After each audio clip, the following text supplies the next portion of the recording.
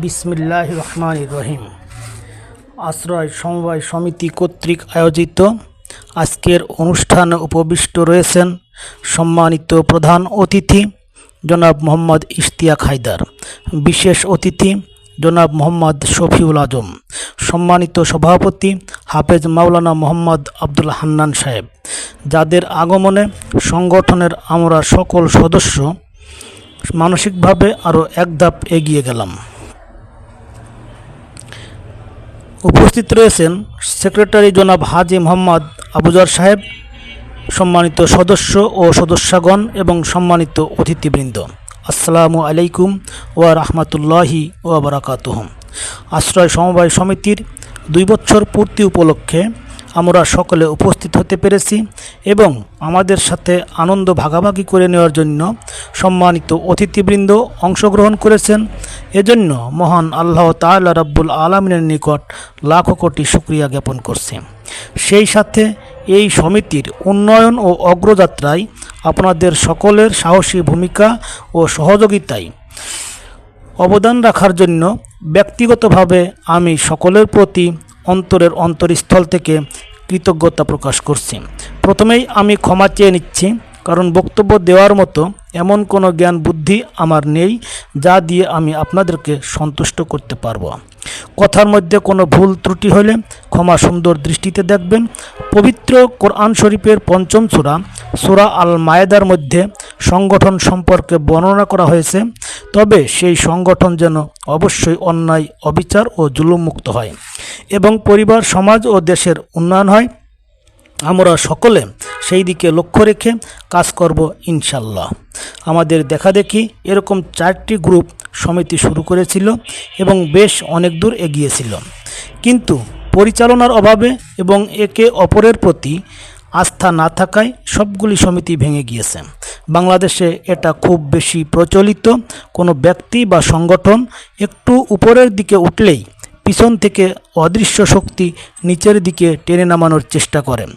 সেই তুলনায় আমাদের মনের প্রবল ইচ্ছাশক্তি এবং সামনের দিকে এগিয়ে যাওয়ার লক্ষ্যে আস্থা থাকায় আজ এত অল্প সময়ে এত দূর আসতে পেরেছি।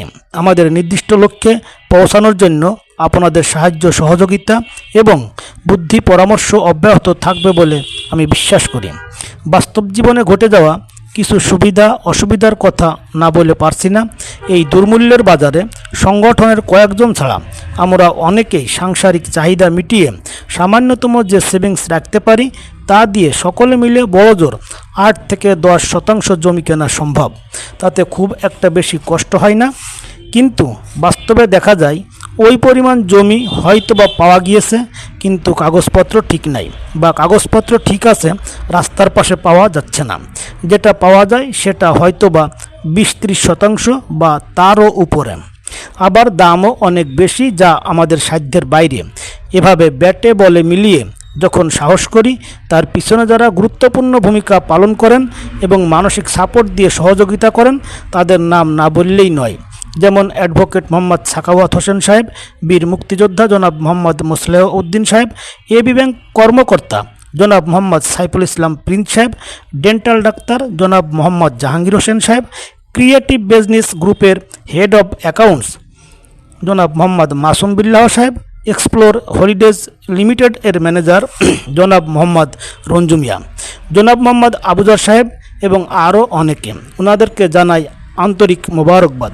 পরিশেষে বলতে চাই, এই সংগঠনের সাথে শেষে এসে যে সকল সম্মানিত সদস্যবৃন্দ যুক্ত হয়েছেন, যেমন জনাব মোহাম্মদ জাহিদুল ইসলাম সাহেব, বিশিষ্ট ব্যবসায়ী জনাব মোহাম্মদ আব্দুল আওয়াল সাহেব, জনাব মোহাম্মদ নাজমুল হাসান মানিক, জনাবা রওশন আরা ফোরকান, জনাব মোহাম্মদ মাহফুজ নয়ন, টেকনিক্যাল ইঞ্জিনিয়ার জনাব মোহাম্মদ সাইফুল আলম এবং আরও অনেকে। এখানে আপনাদেরও অনেক বড় ভূমিকা রয়েছে। আপনাদের অংশগ্রহণের কারণেই আজ বড় বড় প্রজেক্ট নিতে সাহস পাচ্ছি। সুতরাং আপনাদের এই শুভ আগমন উপলক্ষে আমরা সকলেই করতালির মাধ্যমে জানাই সুস্বাগতম।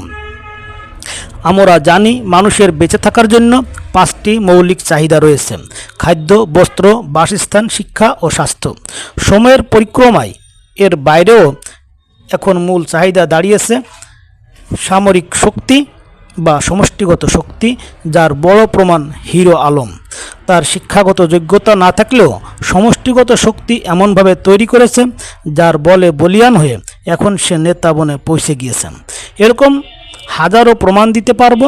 সুতরাং আমরাও আমাদের এই সমষ্টিগত শক্তিকে বিশাল এক উন্নয়নের দিকে এগিয়ে নিয়ে আমাদের জীবনের পথ সহজ করতে পারবো বলে আমি বিশ্বাস করি। আমি মহান আল্লাহর কাছে প্রার্থনা করি আমাদের সকলকে ধৈর্য ধরে সামনের দিকে এগিয়ে নিয়ে যাওয়ার তৌফিক দিন। এখানে আপনারা যারা বসে আছেন সবাই একটা ফুলকে কিন্তু আলাদাভাবেও সৌন্দর্য দেখায়, কিন্তু এই ফুলগুলোকে যদি আমরা একটি মালার মধ্যে গেঁথে নিই তাহলে এই বিভিন্ন ফুলের সৌন্দর্যটা আরও কয়েক গুণ বেড়ে যাবে। তাই আমরা এই ফুলগুলোকে একটি মালার মধ্যে গেঁথে নিয়েছি। বিভিন্ন ফুলের সৌরভে সৌন্দর্যটা বেড়ে গিয়ে যে মালা আমরা গলায় ধারণ করেছি সেই মালার নাম হলো আশ্রয় সমবায় সমিতি। এই ফুলের সুগন্ধে মাতোয়ারা হয়ে অবুজের মতো ছোট্ট একটি কবিতা লিখে ফেলেছি এবং এই কবিতার মাধ্যমে আমি আমার বক্তব্য শেষ করতে চাই। কবিতার নাম ঐক্য করে গর্ব সবাই, শান্তি সুখের ঘর, জীবন যুদ্ধে জয়ী হব আসুক যতই ঝড়, ন্যায়ের পথে থাকবো সবাই, কেউ হব না পর, এই কথাটি মনে রেখে চলব জীবনভর। ওয়া আখির দাওয়ানা আনিল হামদুলিল্লাহি রব্বিল আলামিন। আসসালামু আলাইকুম ওয়া রাহমাতুল্লাহি ওয়া বারাকাতুহু। ধন্যবাদ সবাইকে।